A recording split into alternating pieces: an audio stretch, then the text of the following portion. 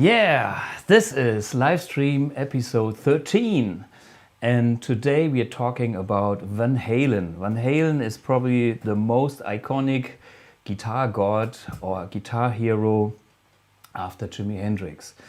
The time when Van Halen reached the scene, it was like a shock because everything before was normal rock and roll. Even Led Zeppelin had cool rhythms, but they kind of went all the way, a little bit over the top, and they had a charismatic singer, and there was tons of energy with the playing, with the band, with the grooves.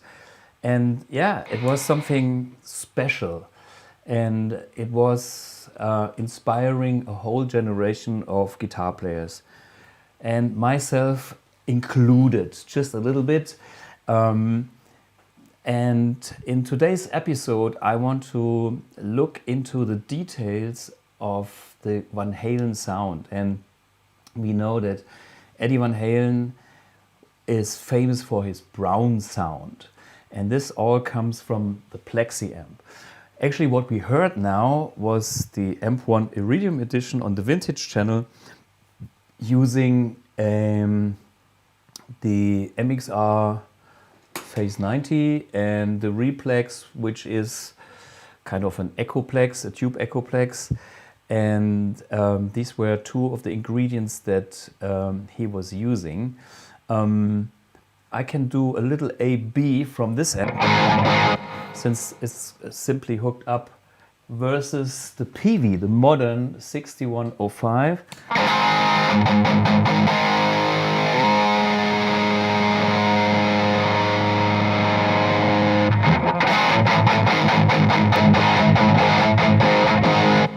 So this one is the Iridium Edition.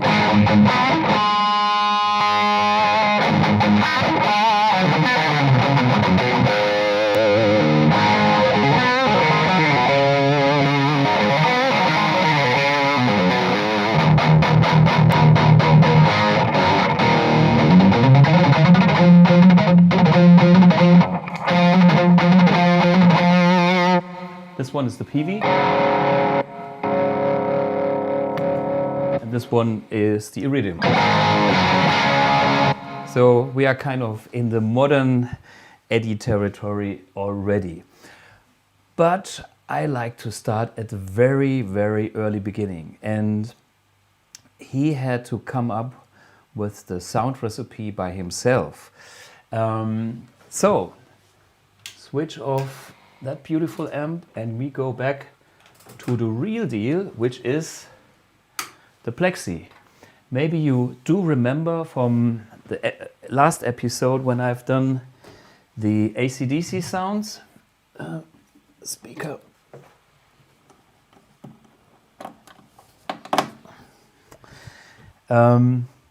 Today we are using the same channel, but full.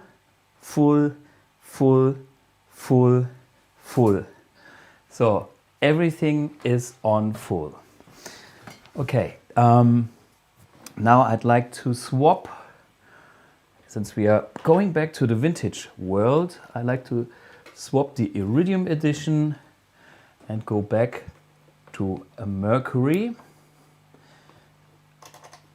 And we have to unplug this, and yeah, the guitar too, and get this out of the way. No problem, I can simply let it disappear here or maybe on the floor. So switch on, plectrum, switch on.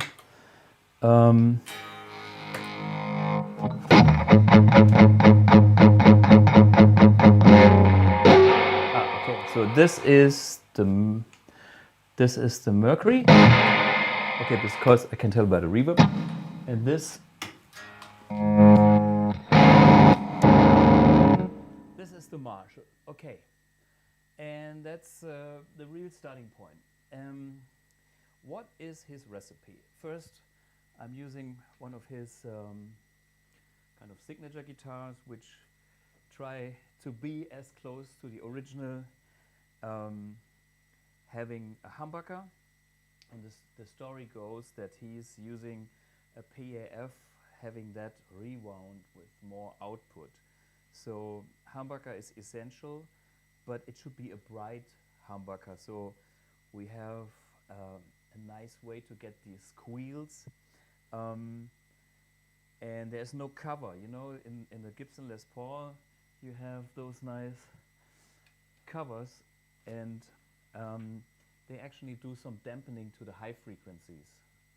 So if you look here, these covers. So he simply took just the pickup itself and he was screwing that directly to the wood, having some more windings on the bobbins, and that's basically it. The other component about the guitar is a Floyd Rose tremolo. The way he set it up is it's only down for the dive bombs and no up. So he has more contact of the tremolo with the wood of the guitar, which kind of gives him maybe more sustain, maybe you know, also a more direct tone, and no risk of getting the guitar out of tune, since you know it's fixed. Even if you put the hands down and put some pressure down, you can't get the guitar out of tune. So that's very stable.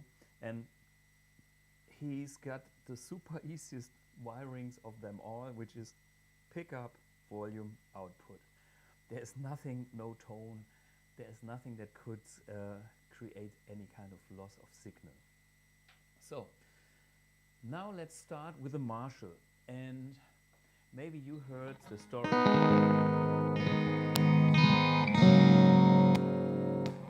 That's the Marshall. Okay, I have to know which one is which because this already kind of sounds similar. When you start with the sound of the Marshall, everything cranked, you notice that the sound is muddy.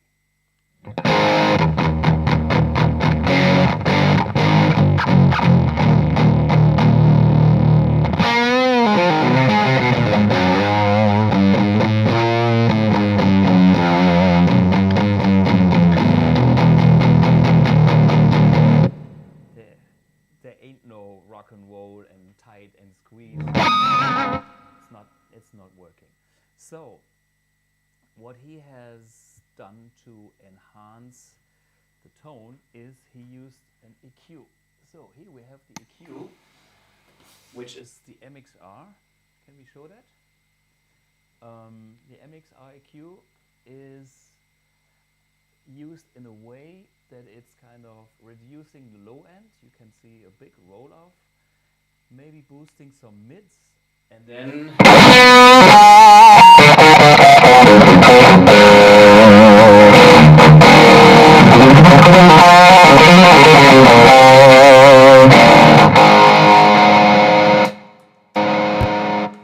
so that's already pretty close to his Brown sound.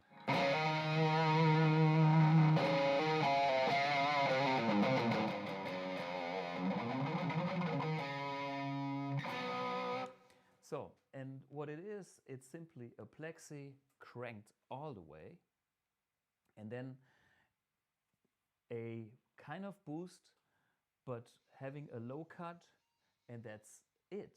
So there is nothing special here, but he is using the EQ to make sure that there is no muddy low end. That's super, super important. Okay, let's see how the AMP1 deals with the same thing. What I have done simply is using the clean channel all the way up with a little boost, and I use, of course, the same signal path. I just switch between the GTM real 1967 Plexi 100 watt non-modified amplifier. This channel is all original, and the AMP1 in the clean channel with a little boost, and of course with some power.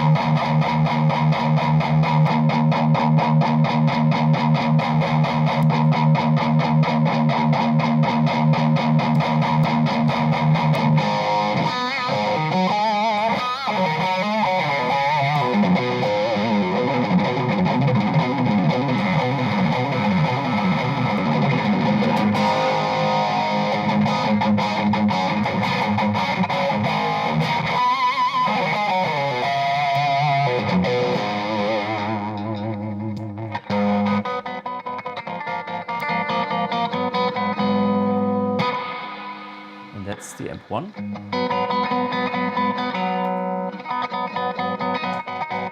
And that's the Marshall.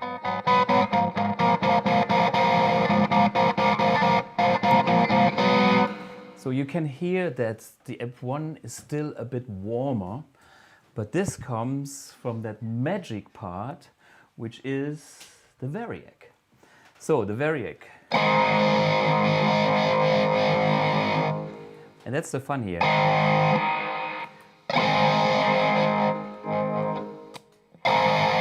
That's the Marshall, okay. The story goes that he bought a European Plexi and he didn't switch it to 110 volts, which is the US voltage. So I put that down to 100, which is kind of similar to what he had. And you can hear the sound is still nice and overdriven. You can see the pilot light, the indicator is kind of going low in volume or in light. So now this is 100 watts and he actually has done this to reduce volume. It took a while, so the L caps kind of lost the voltage. So now the voltage is very low and a nice way of a power soak.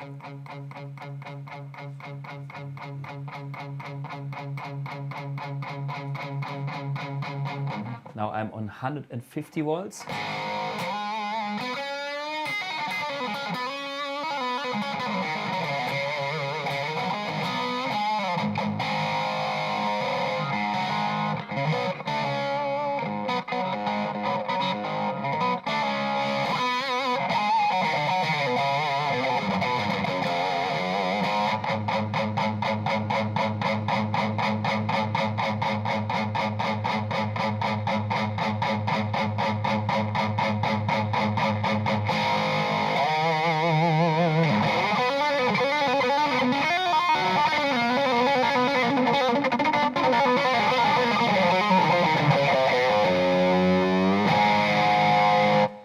This is 190 volts, which is, I believe, the sweet spot. And we compare this to the AMP1.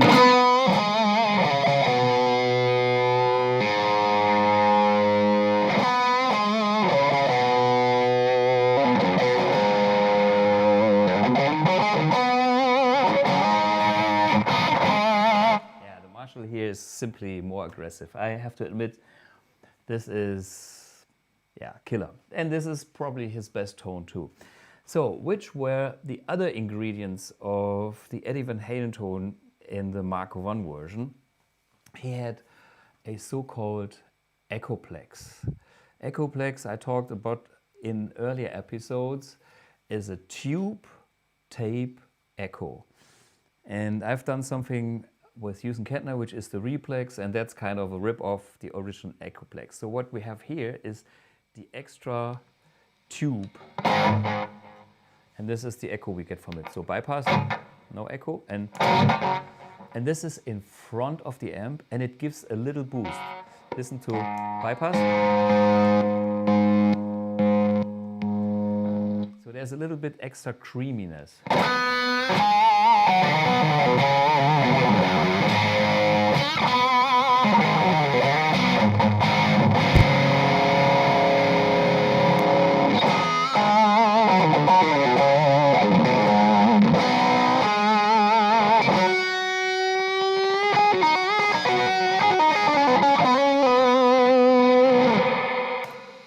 By the way, this was now the AMP1. I was switching while having this tool. This is AMP1 and that's the Marshall.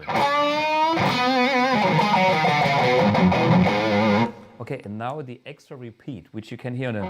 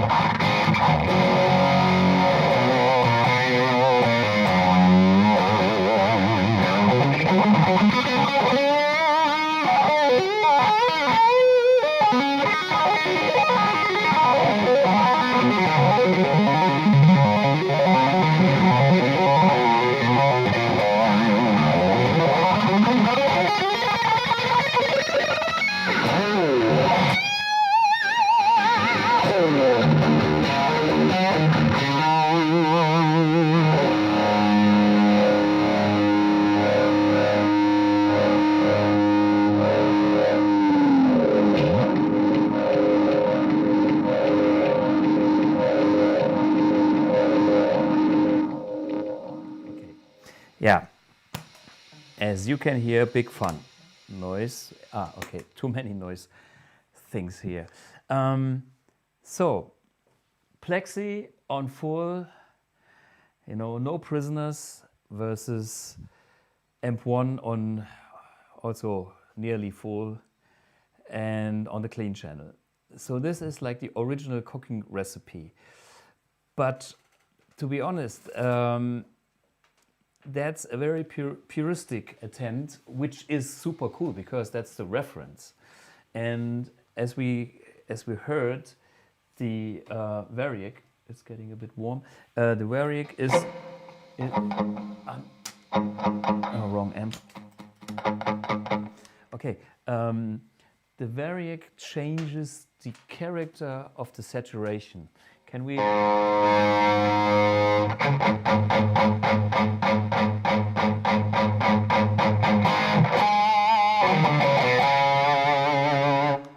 It has a slight fuzz element. So fuzz, you know, it's not so clean and warm. It has a certain amount of fuzz sounds. And the other aspect that was super important for the first album of Van Halen were the speaker cabinets. He used, I don't know exactly, but I heard a few interviews and I heard about greenbacks and I heard about blackbacks and I heard about 55 hertz, whatever, greenbacks or blackbacks, I don't know. But my personal preference in my blue box, which we are listening to, is the Stack 1970, and this is using greenbacks with 55 hertz. And there's a magic about it, which I believe he also used. Maybe he used 55 hertz blackbacks or greenbacks, I don't know, but 55 hertz, there is something in it. The old ones had some magic, that's why it's also my preferred cabinet. And these Celestion speakers were made for bass amps. They are basically the same kind of thing, just had a different resonance frequency. But that wasn't the thing alone. He also had some GBL speakers. Can we show the GBL speakers? First, I got some of those myself in a Fender Twin. You might see this picture here. And these speakers have an aluminium, what's it called, dust cap. And the dust cap gives you an extra bright element. I was too lazy to kind of unscrew those speakers and put them in the 4x12 and mic up the whole thing. There is a a Swedish YouTuber who is Mr. Marshall, and his name is Johan Segeborn, and he has investigated almost anything when it comes to Marshall, and he even checked the AMP1 MERCURY Edition in one episode, but he is the real deal. So he has a ton of real old Marshall gear. I'm talking about heads, I'm talking about cabinets, different speakers. And what I like about what he is doing is he is actually playing the whole thing on the real volume. He is not having just the cosmetics and some power soak. No, he is cranking the amps, he goes all the way.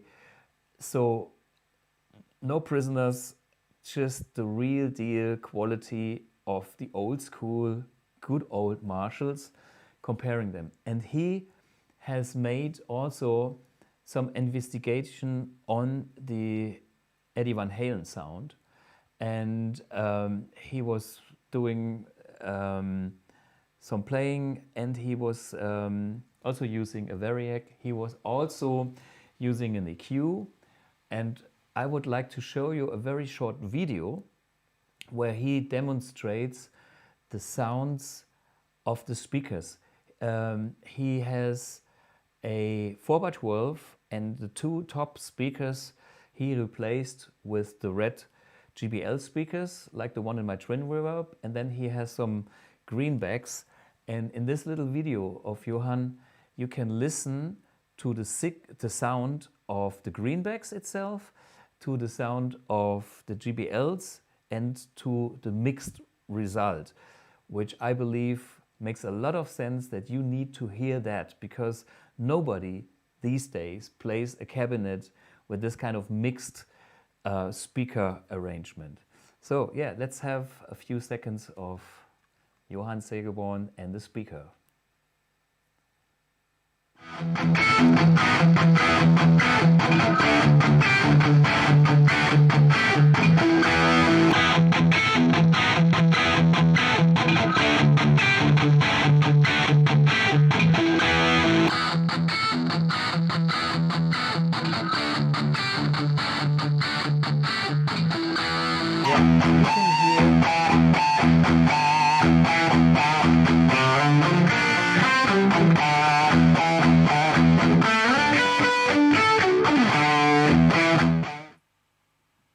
You can hear the difference of the two speakers, and it's a very brittle high end that he's got with these GBL speakers.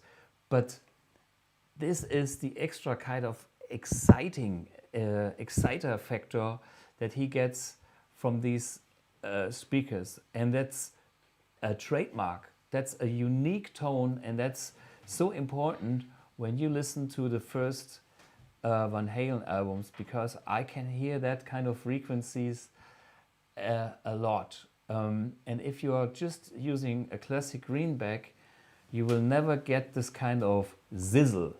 And of course, if it's too much, it's ugly.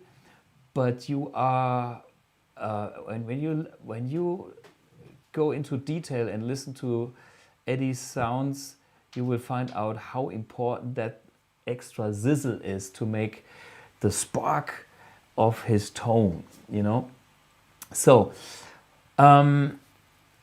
yeah, he also used some other delays I found, but I'm actually not the expert. I found something that he had a setup in a bomb. He had, you know, his stage rack, so to speak, was kind of a bomb, and in this bomb he had also a Univox tape delay plus the Echoplex. Maybe he played them both at the same time, I don't know. So this was also something I found, and of course the MXR Phase 90. I'm a big fan of phasers myself. Usually I prefer the small stone phaser, but I'm not Eddie Van Halen. But the Phase 90 is such a character thing for the Van Halen tone, so you have to have a phase 90 if you go for the Van Halen sound.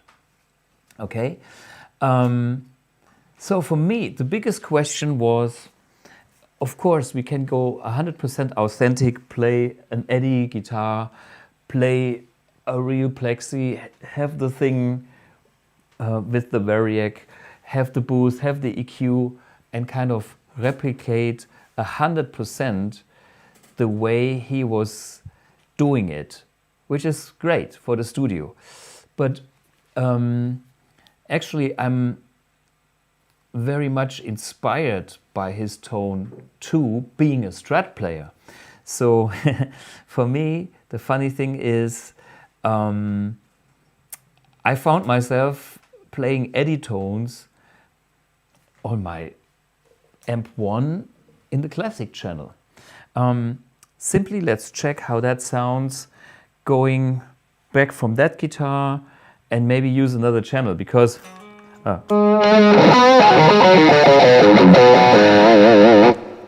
this now is the clean channel, boosted, blah blah blah. Now I would do something more traditional. I would go and reduce the volume to a standard stage volume. I would get rid of any power soak, and here's kind of a clean sound boosted starting point. But you know, if you want to play your standard clean tone, you leave that to the clean tones, and then you go for one of the overdrive channels and see how that would work. You know what? I probably go, I don't know. I leave it like it is. So.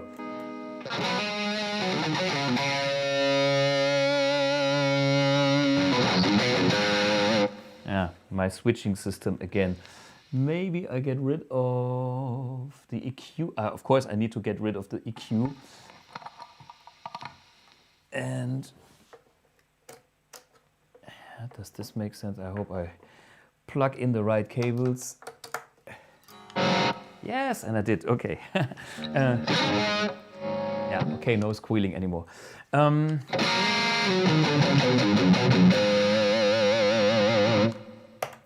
Maybe I don't even need the boost.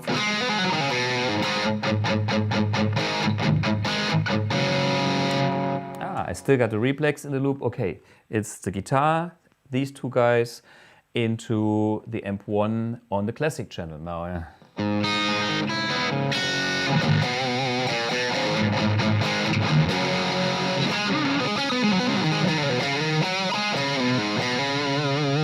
I need a tiny little bit more volume here. Level. Okay.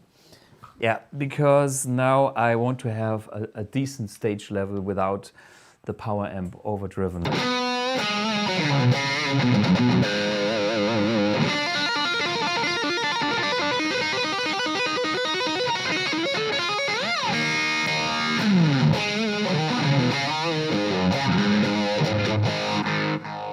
Yeah, I might need, this was the other element which was so important, the good old plate reverb.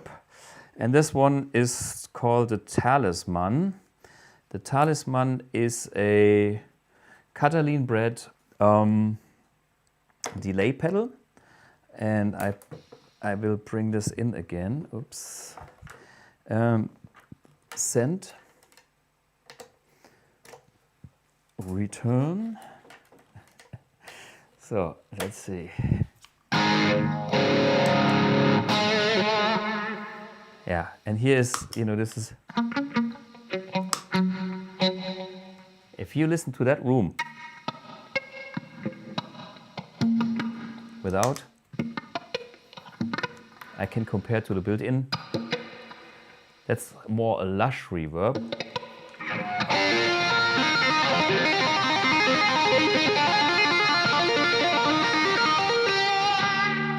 This is the AMP1 reverb, and this is the Talisman.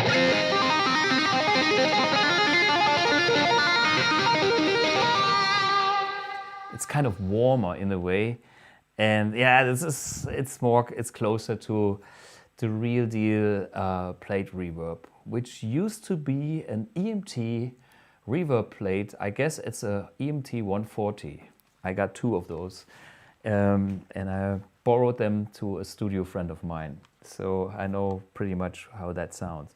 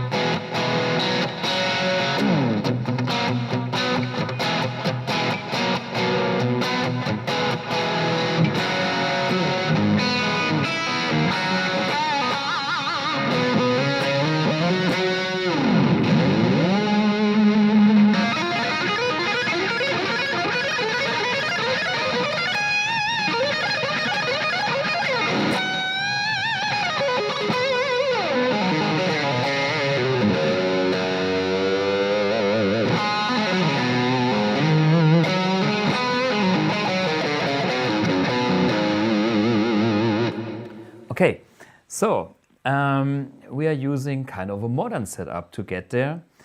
And here comes the tone control of the classic channel. And guess what? Here we find that sizzle. So let me play a few notes. This would be all the way down.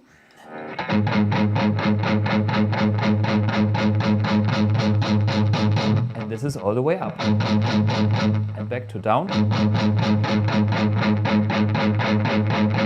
So this is kind of the classic greenbacks.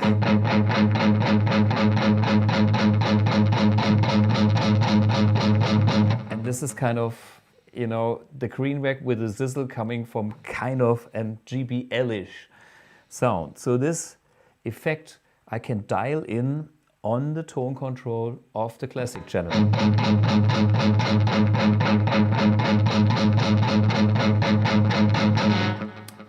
And to get closer to the good old authentic Eddie tones, I believe it should be in the middle or even more, depending on your speaker. Some speaker have already a certain, brittle bass going on, then you don't need that much. But if you have a super smooth and round speaker, you want that sizzle.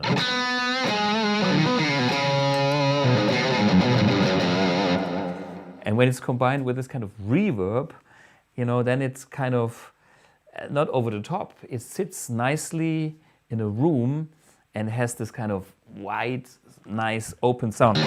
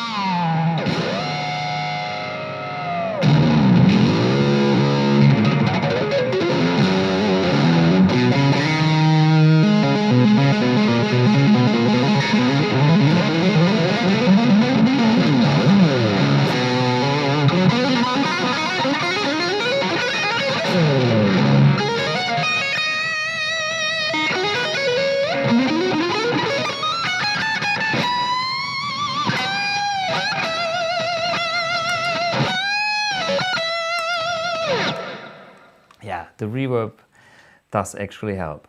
So, what is the lesson here? I think talking about the beauty of this, you know, real deal Plexi and the Variac and the boost and all the ingredients all the way, I think it's still maybe the best and the rawest attempt to get there. But hey, I swapped that guitar for a Strat and sorry, this is not a silent plug. And even with my Strat, okay, that's way too bright, so I need the gain.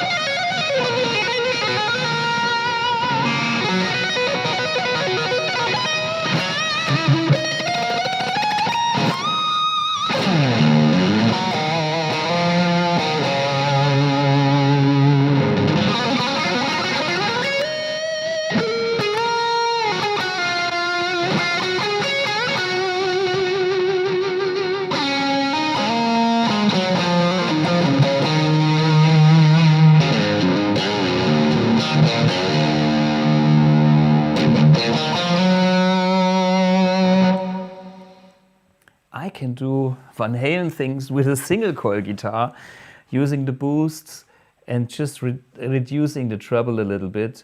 And yeah, and I have to admit I've been inspired by the tones. So you can find these tones even in my amp in a way that it works with a Strat. Of course, a Strat is not a Frankenstein super Strat with a humbucker, but I can do all that stuff, which is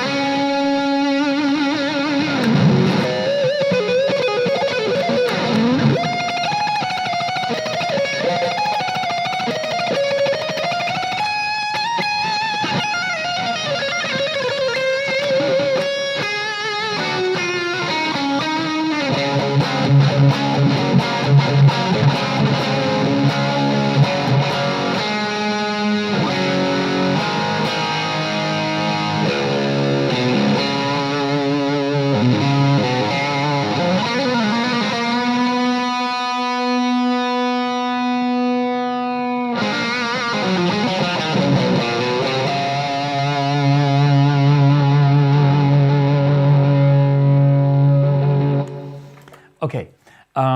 What's the lesson here? There are several ways to get in that direction. I heard another video from other guys using the modern channel on the AMP1 for an eddy tone. My personal preference is the classic tone. Well, this all depends on the guitar. This all depends on what you think. Okay. I think now it's time for a few questions before we come to our second half with our guest. Do we have some questions? Stephen Davis, Herr Blug, were you involved with the H&K Warp Factor pedal? Hi from sunny Devon.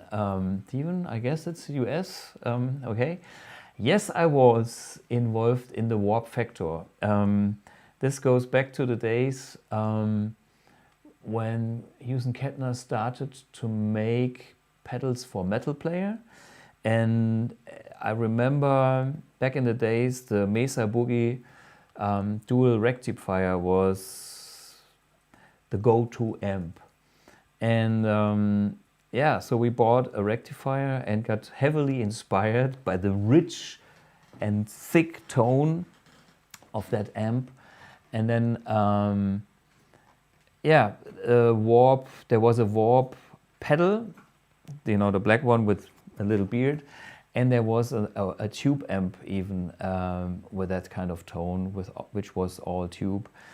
And we had a Warp VST plug-in, which I've done together with Steinberg. The Warp VST was one of the first modeling softwares, killer software, still until today. And there's one of my Plexis, which I had here last time, in the last episode, which is inside that software. Yeah. So we don't have any other questions today. Hey guys, you are lazy. So what about winning a t-shirt? Today's episode. We need to have a magic question for that. What is the question of today? Eddie Van Halen. Eddie Van Halen. Van Halen. Name the key ingredients that made his signature tone possible with the Plexi Marshall, so he wasn't at full volume. What was the ingredients that he was using to tame the amp to get a little less volume? Da, da, da, da. Okay.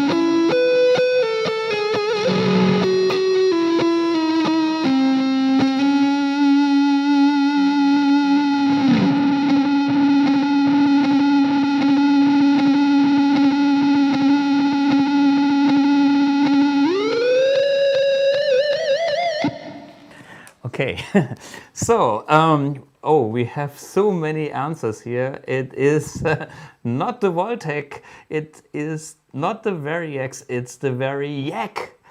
And who was the first one? Is Seitenschuft, ein Seitenschuft. Okay, this is the German guy, because Seiten means strings, and Schuft is a bad guy. So, the bad guy with the strings has won the t-shirt. Let us know your size. The t-shirts come in all sizes from small to XXL or whatever. Yeah, and you get your t-shirt for this summer. We have a few minutes to do a new setup and introduce our new guest, which is Manuel Kettenring. And in the meantime, you will listen to a few minutes of my three-piece band called the Rockanarchie. And guess what? We are also inspired by Van Halen.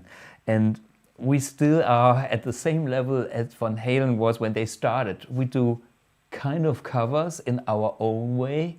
And this was the starting point of Van Halen. And then they started to make their own songs. I took my own songs with my instrumentals, as you probably know. And there's more of my music on our web store.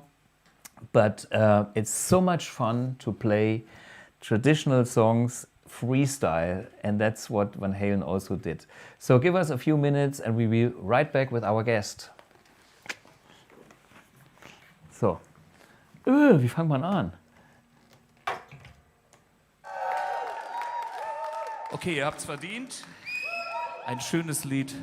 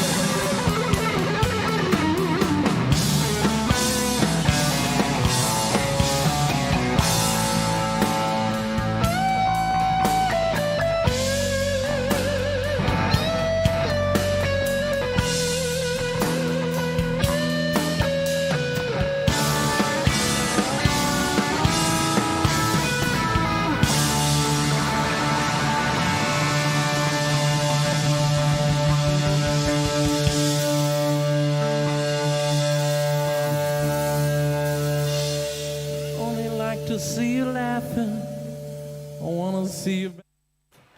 Hello, we are back, and this is our guest today, Manuel Kettenring. And Manuel Hello. is the owner of this beautiful guitar. Yes. I have to admit, I just got it when you got here, like an hour earlier. The first time I played a real EVH guitar. Yeah. And it's a cool guitar. Yeah, absolutely. I could adapt really quick. The radius is pretty flat. What is this? Yes, I think it's 16-inch radius. 16. 16, yeah. Yeah. Maybe 12 to, I don't know if it's a compound radius, 12 to 16, Yeah. but I think it's pretty much 16-inch. Yeah. You have to know that Manuel is also kind of industrial people. He worked for a German shop in Frankfurt, which was session music. Session music, yeah. Yeah, and the Germans might know Olli Lohmann a lot. He does brilliant videos, and when you work for session, how many years did you work for session? Do you remember? I think it was 4 years, four and a half years. Yeah, from I think it was November 2010 to July 2014. Okay. June, cool. July. Yeah. And so how is it to work in a music shop? Sometimes pretty crazy. I think no stairway to heaven. Yeah, I mean, you have the top 10 hit lists, which you don't want to hear in a music shop. Yeah. But everybody wants to play it in a music shop, so that's really, really difficult. Yeah. But yeah, I mean, it for a certain time, it was, for me, it was okay to do that. Yeah. I had a lot of fun with it. But, you know, there comes a point in your life where you have to go your own ways. Sure. And yeah. So what was the biggest thing you learned in the music store, and what was the biggest thing that annoyed you in a music store? The biggest thing that annoyed me was... annoyed first. Yeah, let's start with the annoying things, because Smoke on the water. Yeah, maybe. Smoke on the water. No, I think it was oh, my microphone. The microphone needs to be out the Adjusted, shirt. yeah. Otherwise, it's more like a... Better now? Yeah, that's cool. Yeah? Okay, I watch it. Yeah. All good. Mm-hmm. I mean, the most annoying thing was probably to teach people in a way to give them that they understand that equipment, especially cheap equipment, is not really the way you have to go if you want to find or go away to find a certain sound. Right. And the next thing is, don't forget about your own playing. Yeah. And that, to me, and because we're here today to talk about the Brown sound, is one of the, for me, is one of the things that people often forget about. That I don't have Eddie's fingers, you don't have Eddie's fingers, and it's the player himself who has a lot of influence on the sound. I mean, we both can plug in the original equipment, and you would still sound like Thomas, and I would still sound like me. Manuel, so that's for me the biggest thing. But what was really cool, that you have access to all the equipment that's out there. That was really, really a cool thing. Yeah. So it was like, let's say like Candyland. Where you can choose between every guitar on the market, every amp, every pedal. Yeah, it's like cabinets. It's like dreamland. Yeah. And how is it to work with colleagues? Like, you know, I mean, how many sales guys are in a shop like this? 10 maybe? Or are they all always working together, or is it only one guy and the next day is another guy, and the next, next week there's 3 guys at the same time? How is it with the colleagues? I think there are maybe more colleagues in a shop than 10. I mean, in such a big shop like Session. Yeah.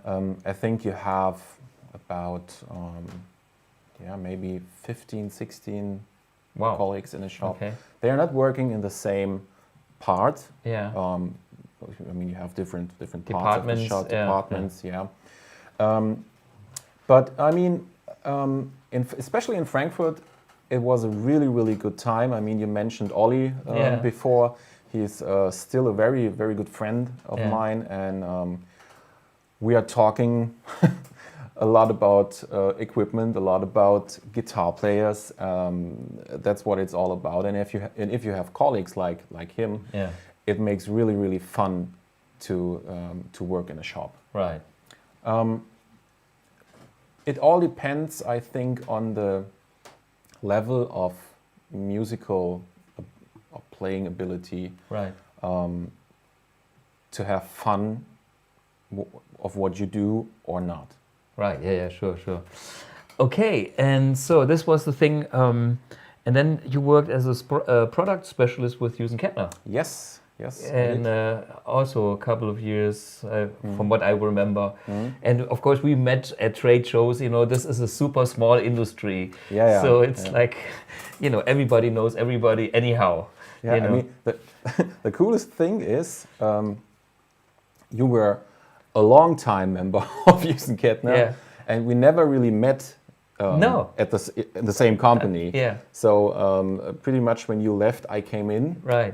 And we got in contact after I left last year. So that's very interesting. There's a time for everything, which is cool. You know, it's all good. Yeah. So now comes my question, because I called you because I knew you are an Eddie holic or Eddie fanatic or Eddie connoisseur. So what is the special things that Eddie means to you? And maybe you have to explain a few of the things that inspired you or what you learned from the Eddie thing. Yeah, I mean, I have to say I'm a little bit younger than you, 2 or 3 years. Oh, wait, maybe 5, 6, 7, 8. Yeah. I mean, I was born in 1981. Yeah. So when I first got in contact with Van Halen and all the stuff. This was already vintage to you. Absolutely. I mean, I started playing guitar when I was 12 or 13. Right. And I mean, that was in 1994, 1995, somewhere in between. And yeah, definitely I got in contact with Van Halen. For me, as a big Deep Purple fan also, this was really my starting point. Yeah. When I heard my father's records of Deep Purple, especially made in Japan, another big thing which I liked was 10 Years After. Alvin Lee, killer, great killer player. Yeah. First time I'm going home, I was blown away. I had the pleasure to be the opening act for Alvin Lee. Guess, you know. Wow. And of course I sucked. I remember I was so sick that day. I never have a flu or anything. But that day, it goes back when in my teenage days, so long ago, I was so sick, my ears were closed. I couldn't hear anything. I wasn't actually there. And I remember the concert with my band started and the drummer hit the snare. And the first hit was the snare broke. You know, the rattle thing on the snare drum was, and the whole was clonk, clonk. So this was my Alvin Lee moment. But it was special anyhow. Yeah, and then there was for a short period was Pink Floyd. Oh yeah, sure.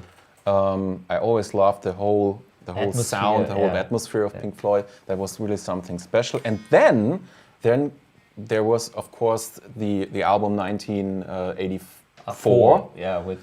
With Jump and all that other incredible stuff. And I noticed really quick that I couldn't play anything. I couldn't play any lick, any riff. Yeah.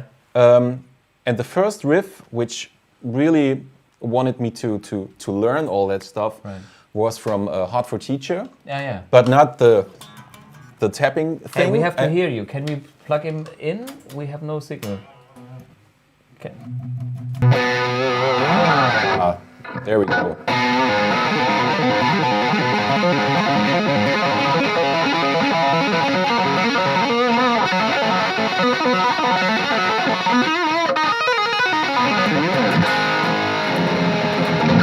I mean, of course, the tapping stuff was incredible to me, but the riff, what really wanted me to play Van Halen was this.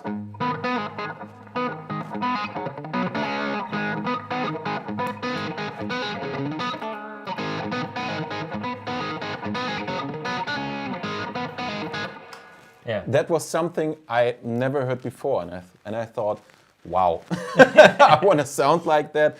And then it started slowly that I dig in really deep into all the Van Halen stuff, and I started listening to the early albums before, especially Van Halen 1 with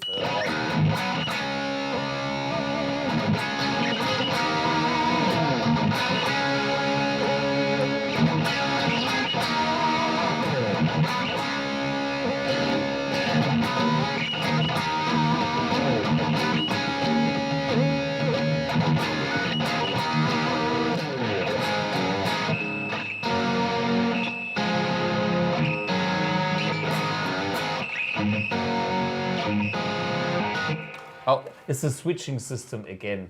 Yeah. Hey guys, yeah.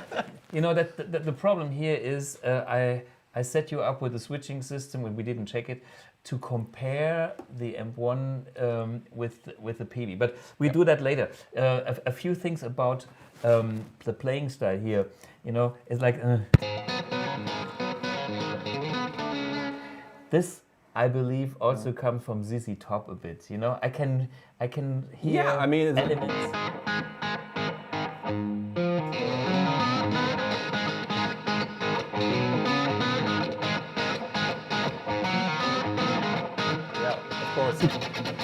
Yeah, of course. Yeah. Yeah, but it was not just the playing style of him. It was the whole sound that Eddie produces with, I mean, simple ingredients. It's if you want to really break it down to what he's using now and what he was using back in the days. I mean, it's simply just a good amplifier. Yeah. It's a good cabinet. Yeah. A guitar that's working for him, for his playing style, and that's pretty much it. Yeah. What I think his biggest achievement is, he made the guitar sound huge. Yes. You know, it's like sometimes there are beautiful guitar players and they play fantastic, and they are so subtle artists. But Eddie became a hero because who else could make the guitar sound so big and so huge? Yep. And he could have the whole arsenal of playing effects which make the whole thing entertaining. And basically Van Halen is the three-piece band. I mean, it's like a singer plus a guitar, a bass, and the bass. They're all good in his way, but the bass was never so important. You know, it's not like level 42 where the bass makes the music and the guitar is only the rhythm part. Yeah. No, it was the band was kind of formed around the guitar, similar like AC/DC style, but like AC/DC on steroids. Yeah, you know, yeah. with more gain, with more everything. I mean, to be honest, I mean, there were a lot of bands out there at that time which played the same equipment, but they sounded completely different. Yeah. I mean, especially AC/DC. Yeah. They use, I don't know if they use the exact same Marshall amplifier. But similar. Very Similar, yeah. But they sound so different. Yeah. It's such a different sound. And that's what makes someone really special. Absolutely. Not just for his playing, but more for his ability to create something, not just the sound, his playing, but the whole band and how it sounds and all works together. That's what makes someone really a legend, in my opinion. I fully agree. I mean, if you listen to great bands like Led Zeppelin or Van Halen or AC/DC, they create a band sound. Yeah. And it's it's of course an organic process that starts with a character on the guitar, and then have the right drummer, like, you know, Van Halen, Alex Van Halen is the right drummer for Van Halen, Yeah. and Bonham was the right player in Led Zeppelin. You Absolutely. know? And so of course the band sound is created within the band first, and then comes, you know, maxing out the equipment and the studio and the compositions and the arrangement and all that stuff. So that's good. About playing techniques, can you show me some of the shit that I don't know? Can I show you? I mean, you already played the shit out of the guitar. I tried my very best. Yeah, I mean, what can I show you? I mean, Eddie is. We all know that he's pretty much famous for his tapping technique. I mean, I don't know if he really was the inventor of the technique. I heard in an interview that he said he got it from Led Zeppelin. What's the guitar player in Led Zeppelin? You know it. Jimmy Page. Jimmy Page. Yeah. You know, there was the Moby Dick part.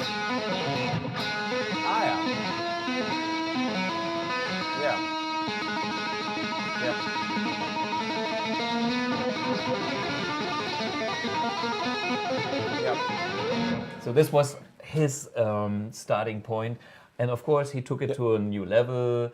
And I was thinking about, before this, you know, I've never played so much Van Halen in my life, but I thought, okay, I listen to some shit and try to sound a little bit towards that. And I learned that he, like his eruption solo, is a thing that combines so many elements that he worked out a little bit like a drum solo. To me, there's like this part, and then that part. And then when I checked out the internet, I could hear earlier version without this part. And then, you know, it was kind of a drum solo, which is half composed and half free. So I usually don't do that. I'm too lazy to practice. Yeah, I mean, something that I don't like about him is that he, when he's playing solo stuff, especially the eruption solo, I have to be honest, that wasn't something that I never really wanted to play. That's not your... That's not my... Because I like to play things with a groove, that have a certain groove. And most of his solos are, especially where he's playing alone, I don't hear the groove. Yeah, sure. So, I mean, but the technique is there, and it's really, really great. I mean, all that.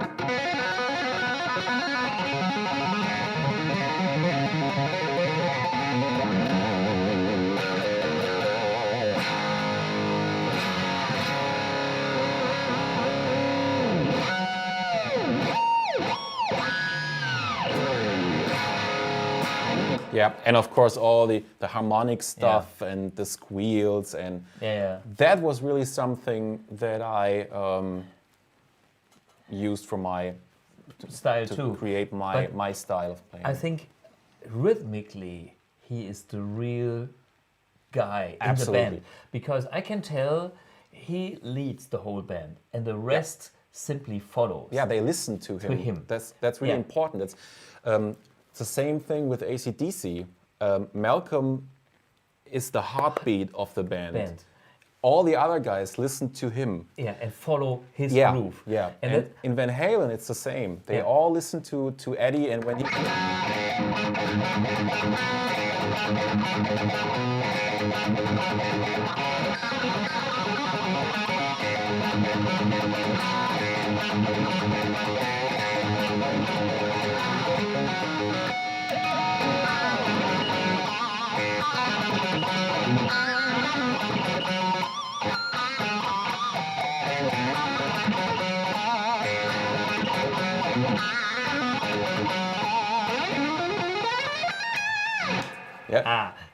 Here's a lick. This is what is it? Triplets or whatever, 3 notes. Okay, less gain helps. That's something he likes to do a lot. And Yeah. it's lazy because he only plays one note and then has pull-ons on the rest. Yeah, yeah. It's not upstroke, downstroke. No, he's or not picking Yeah. every note. Malmsteen style.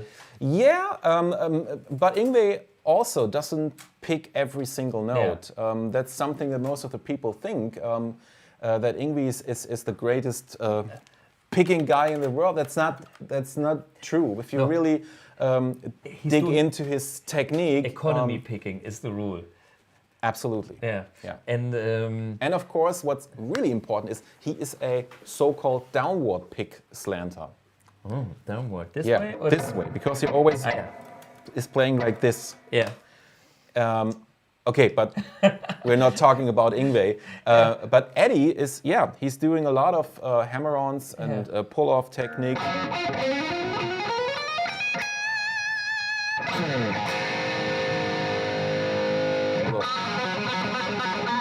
Also this lick.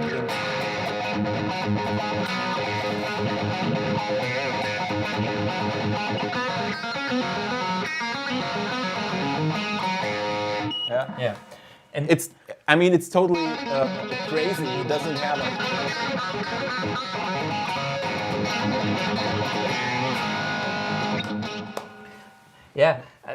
but it grooves. It's always the groove. Yeah.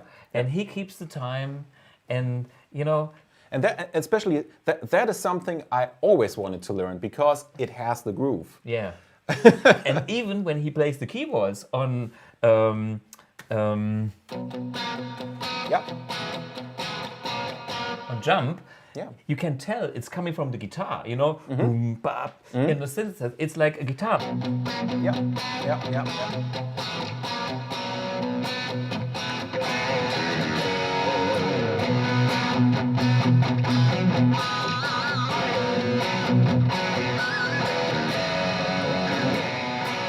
Yeah. So, and I think that's the recipe of his sound and the band's sound. I mean, which of the singers did you like better?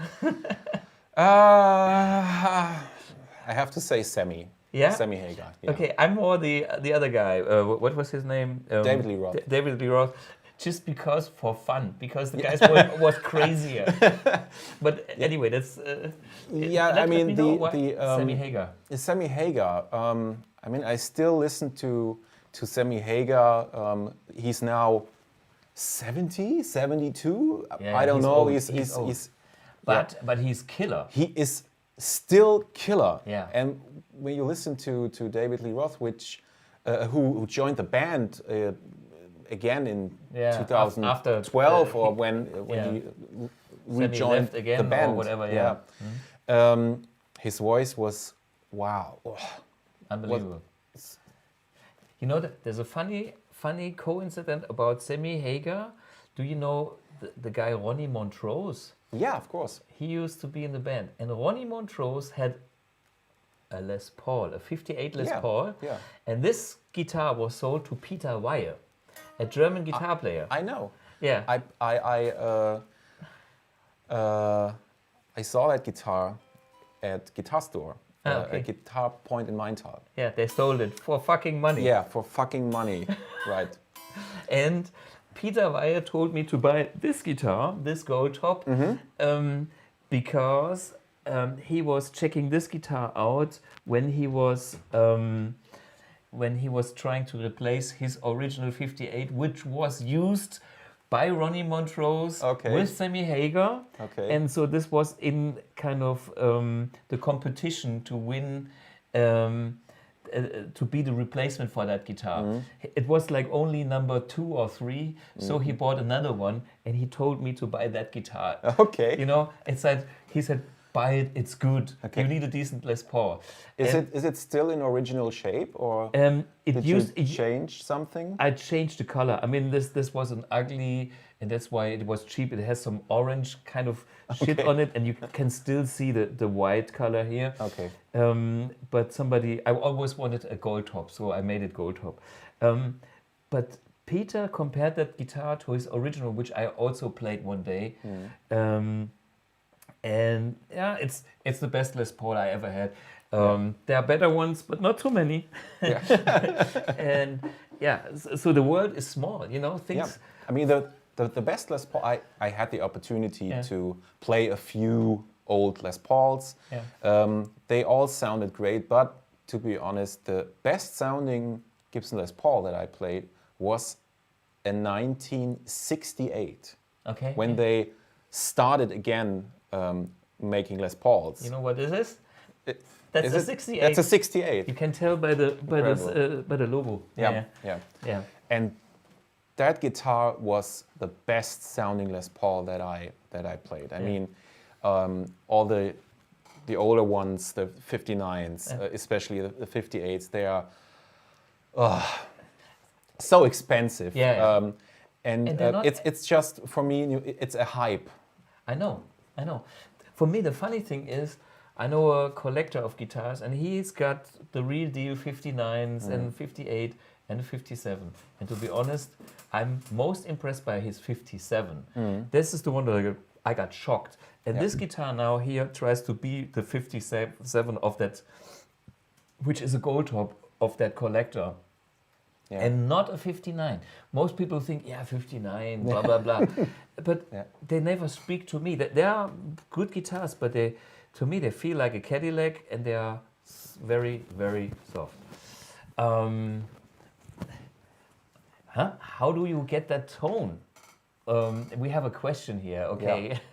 Bob Baumeister. The essential of Editone. I'm also waiting. Okay, well, I explained the old setup in my first part of this show, but now we are playing.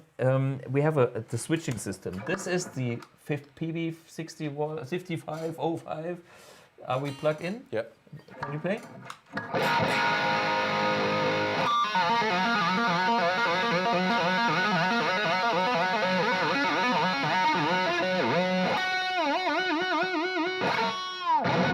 This is now, I switched to the AMP1.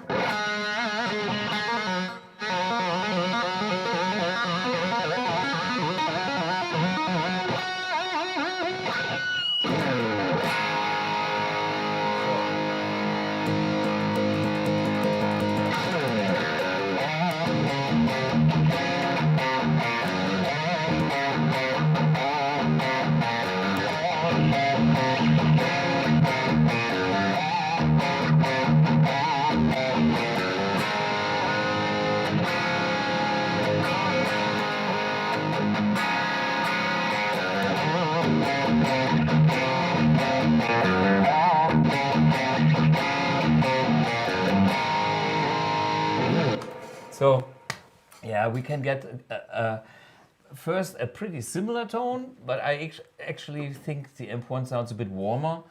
Maybe you don't like that, but I like it. Yeah, I'm pretty impressed by the AMP1. That's the first time for me that I play the Iridium Edition. You know this one? Yeah, I know this one. Yeah, but this is the first time for me, and I'm really, really impressed. Yeah, thank you. I mean, for me, most people think you have to go to the modern channel, but no, I'm only using the vintage channel. Yep. And you know, when you see how we got to the Editone, starting with the real Plexi, a Plexi is a vintage amp, you know, and that's my territory. And so the vintage channel on the Iridium has something to do with that kind of classic vintage tones. And I'm using a little bit of boost to match the gain of the two amps. Yep. The squeaking will be gone if, but this is not even used. We had the EQ with the Plexi, with this kind of mid boost and low cut, but this is kind of guitar straight in, and the EQ is not used anymore. So this kind of EQ with a Plexi could be close to what you've got. Actually, you know, on a live show, I like to experiment. I'm using now the MERCURY in, you know, let's simply try if I can get, with your guitar maybe. Wait, you play a few notes. Okay. And then I try, how can I do this? I simply plug your guitar into that thing Okay, I unplug this. Wait a minute. I know what to do. So this goes into here, this goes into here, this goes to vintage. That cable goes into here. So you can play and untie. So.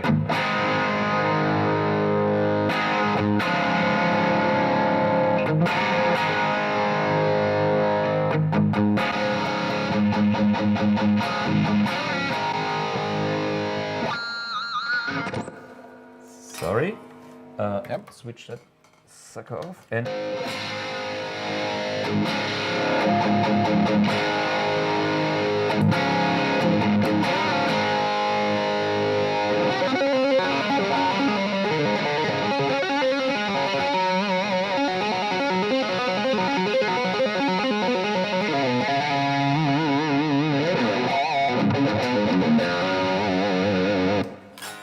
Try this again. Sorry.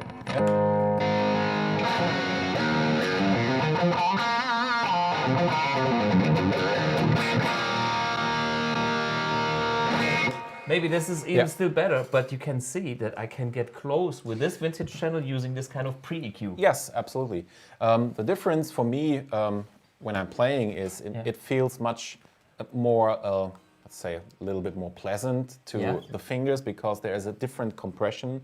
I tell you, the difference is the power amp section of this one has a different sagging and it has a different current feedback. So this interacts a bit more with the speaker than this one. And of course, this was a quick check.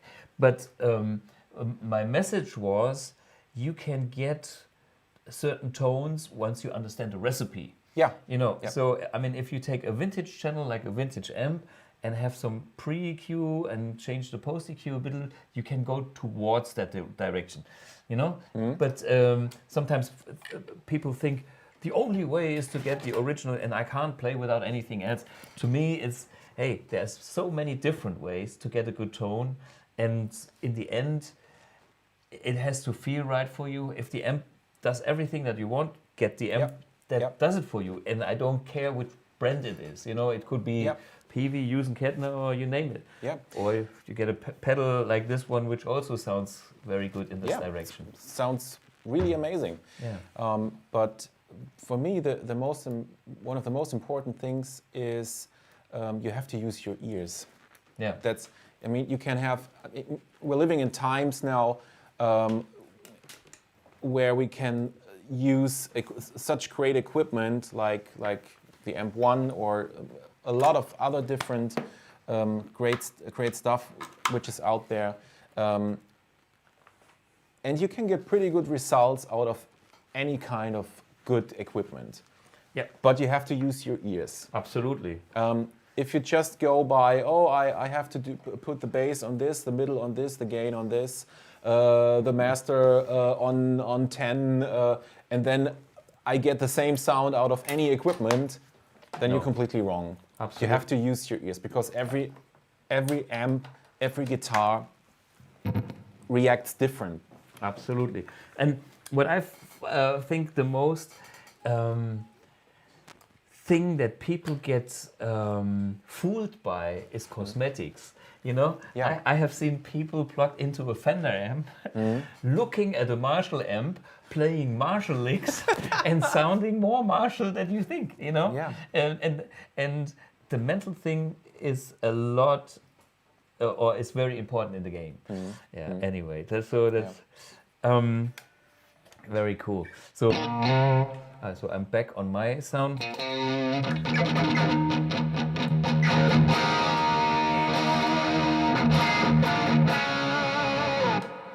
Oh, okay. Do we have a few questions? Thomas, what was the trick that you get the Strat to sound like a Frankenstein humbucker with the AMP1?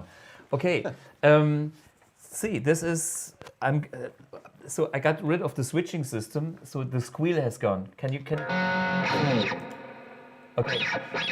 Okay, it's, you know, so you are clean now. I mean, not the clean channel, but the signal is clean because we got rid of the too many wires that are close to the speaker wires.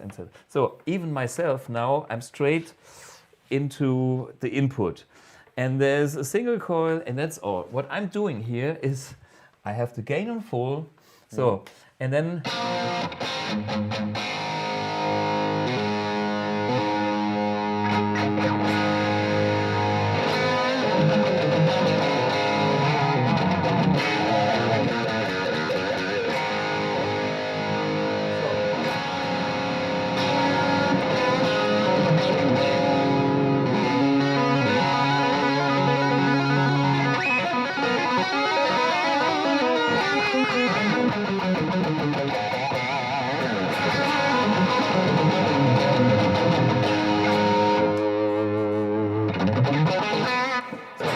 if I would use the boost on top of that, Yep. you know, I can even get gain enough for my single coil.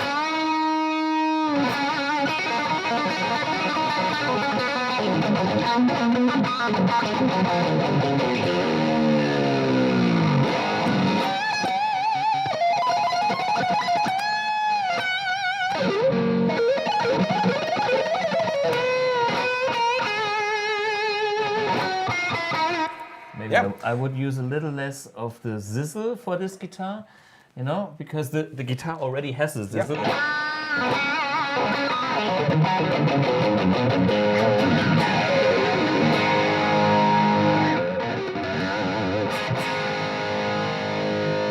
Yeah, it's pretty Yeah. close.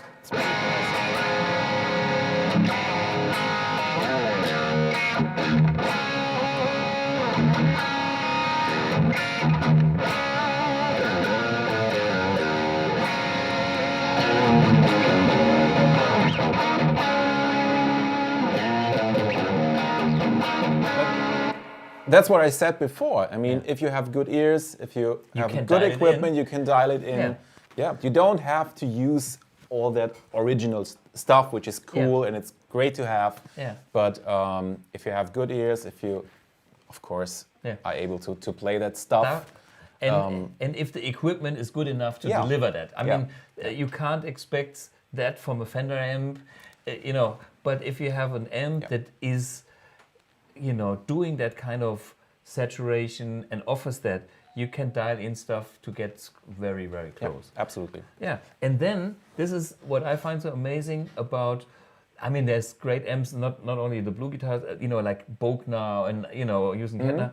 If you have an amp that offers you, that was something important for me, this world with my guitar and a totally another world. Now I switch to the clean channel and I go. And I do something, hey, we got guest here, somebody is ringing the bell.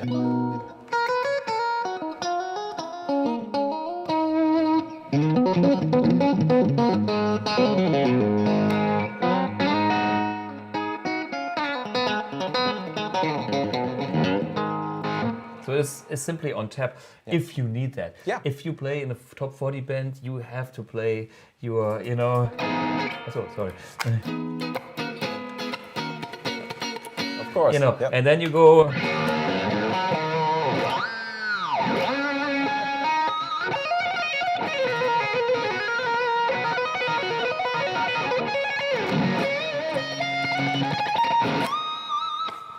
Yeah. It's all there. Okay. You know what? I think we make last question here. Great performance and very nice guitar sounds there. Thank you. What equipment did you use in this clip? Well, I explained it. I used, at the very beginning, I started with the AMP1 Iridium Edition. Then I did a comparison between the real GTM Marshall Plexi versus the clean channel of the MERCURY Edition. And now I'm on the classic channel of the MERCURY Edition, and Manuel is now on the vintage channel of the Iridium Edition. And we had an AB of this and the Peavy 6105. Yep. So I think we used a lot of different equipment going in the same direction. Absolutely. And I think that's my lesson here. You can do this kind of sound with different equipment once you understand what it takes. Yeah. And you can go all the way with the original guitar, but you can go with something that has also some red but has single coils and works. Hey guys, I think we play the end tune. We have already almost 2 hours. Panama. Play some Panama.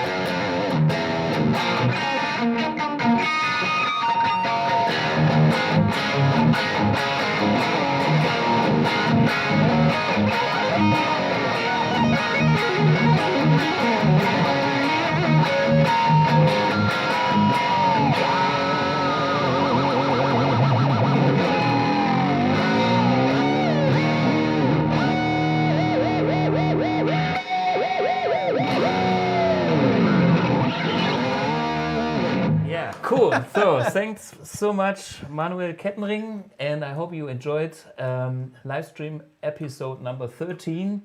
See you next week, and I hope we have more questions. Take care and all the best. Cheers. Bye bye. Bye bye.